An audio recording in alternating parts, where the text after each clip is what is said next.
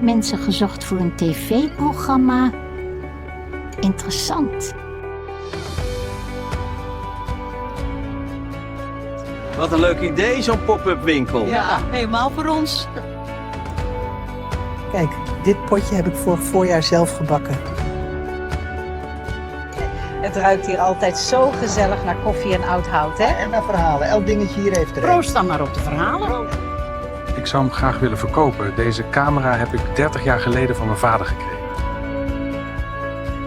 Hoera! Ik heb het meest verkocht. Ik stuur al het geld naar het initiatief dat zorgt voor betere parken in onze wijk.